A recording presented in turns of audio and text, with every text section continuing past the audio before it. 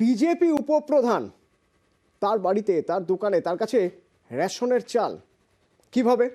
এই রকমই দাবি এলাকার মানুষের। দাবি করা হচ্ছে যে রেশনের চাল বিজেপি উপপ্রধানের বাড়িতে রেশনের চাল চুরি করা হয়েছে। অভিযোগ তৃণমূলের। পাচারের আগেই হাতে নাতে পাকড়াও। বীরভূমের সিউড়ির ঘটনা। সুপ্রতিম আমার সঙ্গে সরাসরি রয়েছেন। সুপ্রতিম, কি অভিযোগ উঠছে?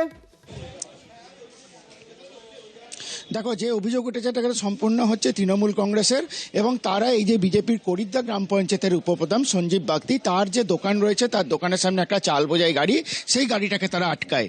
এবং তাদের অভিযোগ, যেহেতু এফসিআই গোডাউনের পেছনে এই বাড়ি, সেই এফসিআই গোডাউন থেকে যে কাটিং যে চাল, সেই চাল সে দোকানের মধ্যে জমা করেছিল এবং সেই চাল বিক্রির জন্য নিয়ে যাচ্ছিল, এবং তখনই কিন্তু গাড়ি আটকে বিক্ষোভ দেখাতে থাকে।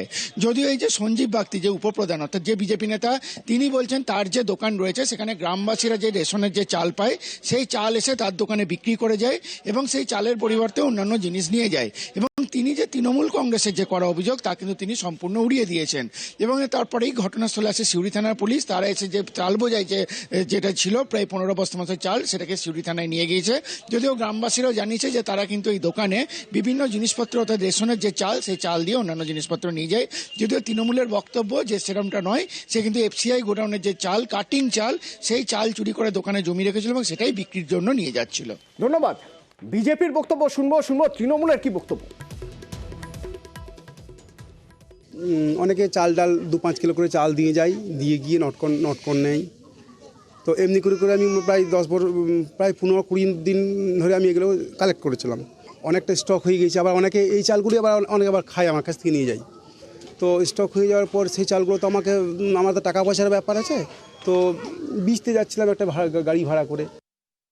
পাশে এফসিআই গোডাউন, এখানে এফসিআই থেকে প্রচুর মাল চুরি করছে ড্রাইভার খালাসিরা। সেই মালটা উনি দীর্ঘদিন ধরে হাফিজ করছেন। এই ব্যবসা করে উনি এই জায়গায় এইখানে মাল দেন না, উনি এই মালটা সাঁইথায় বিক্রি করেন। সরকারি বস্তাটাকে ফেলে দিয়ে এমনি বস্তার ওপর লোড করে গাড়িটা লোড করে যাচ্ছিল।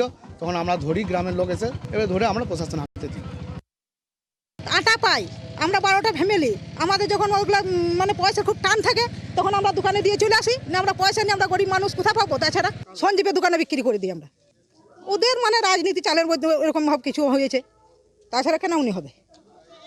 চুরি করে না? না, চুরি করে না। সেটা এবার ওখানে বলবো। আর চুরি হলে কি দিনের বেলাতে চুরি করবে? সে রাতের বেলায় চুরি করবে।